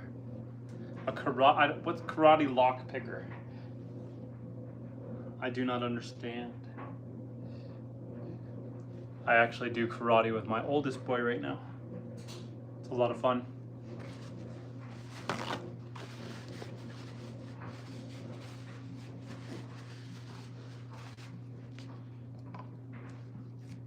I'm getting tired, which is making me lazy when it comes to dealing with this. She does karate, and you taught her to pick locks, so it's exactly what you said. What belt is she? She's a purple belt. Right on. I'm trying to think. Because I know every version of karate is a little bit different. I don't know if I'm in Ishinryu. I don't know if it's got a purple belt. There's in my karate, it's grading brown shortly. Yeah, in my karate it goes blue to black or blue to brown instead of purple. Like I said, every version of karate is a little bit different. Yeah, I'm just a scrubby little yellow belt, and my boy is a orange belt. I just started this year with him. He's been doing it since last year, but he got old enough to go into the mixed adult class, and so I thought I'd join him.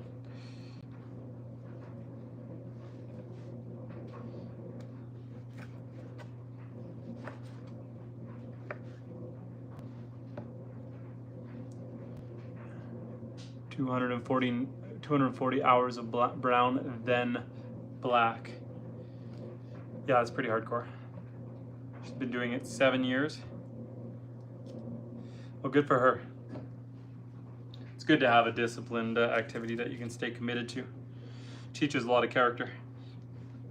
And karate's a good one. Good for your fitness, and it kind of ties into anything else you want to do.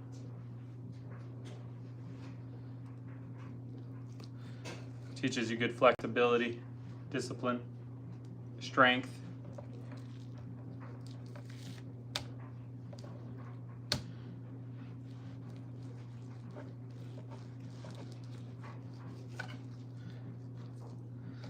My problem is I got a bad back, but I don't know how to lighten up just because it's karate. And so the next day after doing karate, I'm always crippled.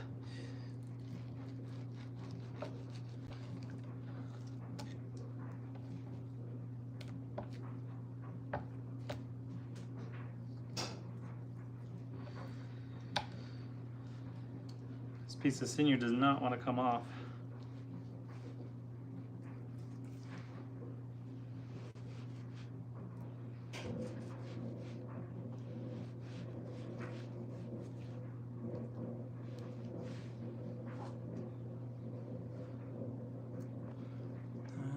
White, yellow, green, blue, purple, brown, black. Yeah, white, yellow, green, blue, purple, brown, black. I think that my Ishinryu karate does not do purple, but it does orange instead. So it's white, yellow, orange, green, blue, brown, black. So it's just slightly different order. An orange instead of a purple, but the orange is earlier in the grading.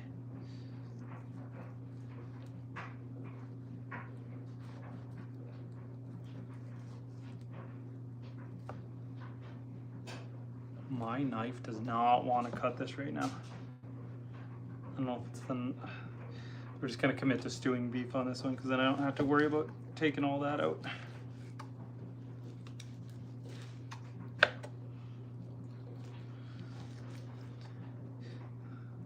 The grinder tenderizes all meat.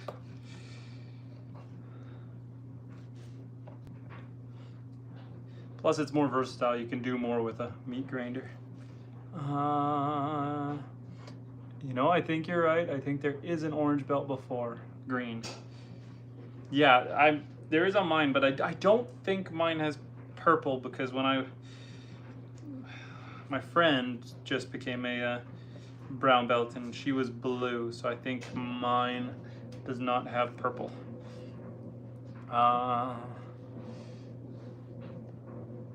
There's videos of grading on your channel. I'll have to check it out. I'll show my boy.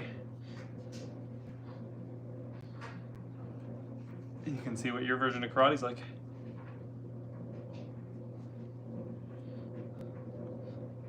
We're so close to done. All I have left is one more leg and the liver. Like I said, I was going to vacuum seal tonight as well, but I'm just going to slam it all in a freezer bag and put it in the fridge to age for a day.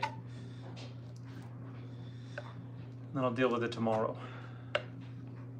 And if something comes up, it'll be fine to sit there for one more day. Continue to let those enzymes break the meat down and make it more tender.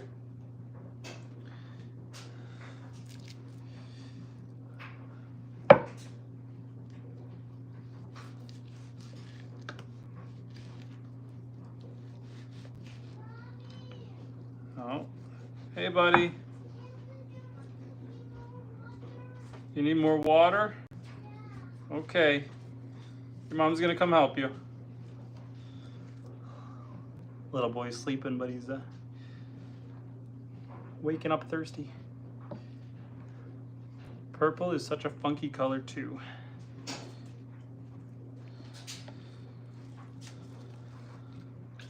I think my knife is dulling out after trying to cut through that, or around that shoulder bone. 1 second, I'm going to just give the knife a quick wash and that way I can sharpen it.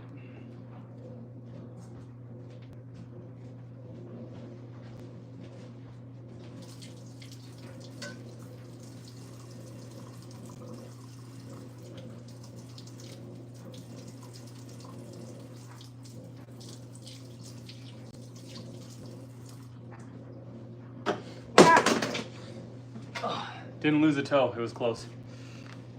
That's that NASCAR. That was closer than it looked. A lot of people are surprised that I buy cheap superstore knives, sharpen them, and throw them away every few years. I used to have quite a serious knife collection, mostly made by a company called Global. Very expensive, very swish.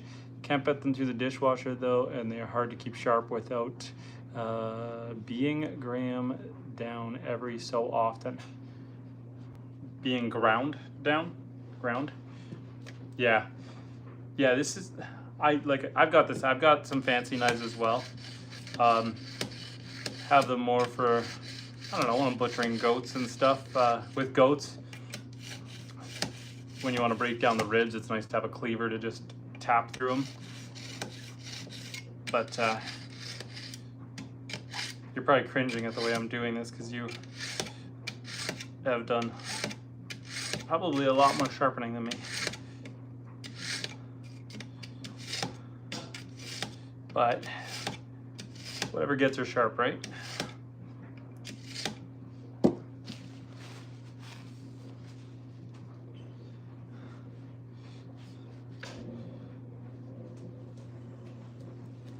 This section of the leg is so much sinew and so little meat.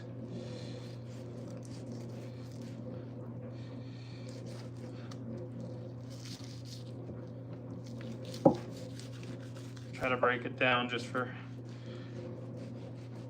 grinding.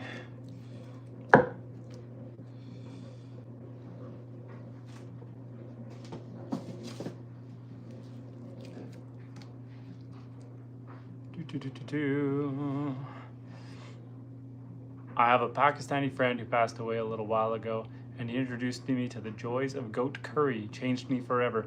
I do enjoy a roast of lamb though. One of my faves is with Yorkshire pudding. Canada has fantastic lamb. Yeah, I haven't had lamb too often. We had contemplated getting some sheep off a guy, but ended up sticking with goats. What I do with the goats is I've got 4 goats right now. There are 1 boy and 3 girls, and the girls are all, my lady goats are all pregnant, and so the plan is keep the 4 goats as breeders and to help me with cleaning up the forest a bit, and then their young ones will either be traded or sold to other people for other animals or eaten as food. We've eaten a couple of them, they're not bad. I find they're better fresh. If you, when you reheat them, the grease has a very distinct flavor, but when you eat it fresh, it's far less noticeable. It's not a bad flavor, it's just distinct. Okay. I'm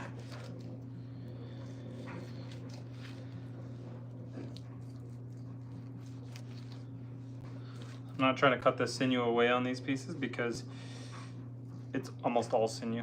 I'm just gonna grind it up good with some of the other more pure meat. Might be able to take this piece off here.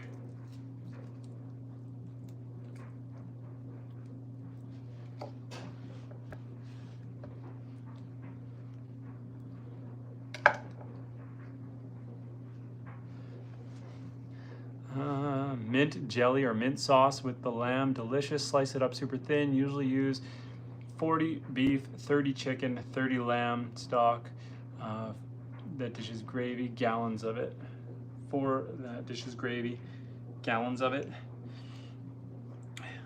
Yeah, I don't know. See, this venison is nice and tasty on its own, but a little too tough with the sinew, so I figured cut it with some beef. Maybe I'll add some pork.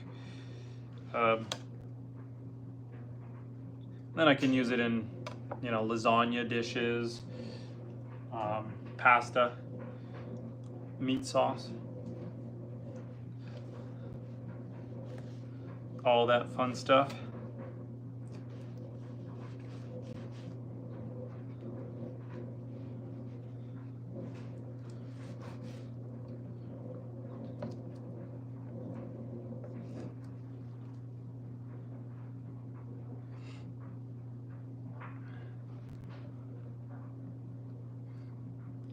Pork is a great go-to. Yeah, talking about getting some pigs this spring, and then we can do some of our own as well. My brother-in-law fed me a burger this last year. Thought it was delicious. It was bear.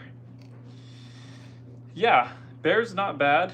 I think the pioneers used to prefer it over anything else. I wouldn't mind getting one for the tallow and the bear grease. Get one in the fall. I would eat the meat as well. You just got to make sure you cook it really well, because it can contain trichinosis, which will give you a mighty fierce upset stomach if it's not cooked well. And not every one, it's just there's a chance of it, to be fair.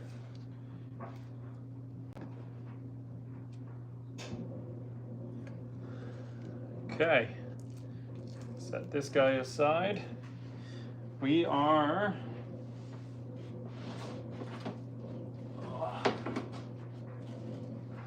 one little piece to process, one last leg to go, and then the liver. Let me just check here. Ooh, you know what? I think I'm gonna end it here because I'm at 4% battery, and I'd rather end it versus letting it disconnect. Here is, one second. I'll show off where we're ending here. Although my meat's starting to sprawl out everywhere. Oh. Okay, so got the whole shoulder, and this is all steak and roast. This bowl here is all gonna be stewing or ground. We still got one more shoulder to deal with there, and the liver right there. There. But I'm gonna have to call it. I appreciate you keeping me company. I hope you have a good night. Thanks, and we'll chat again. Take care, man.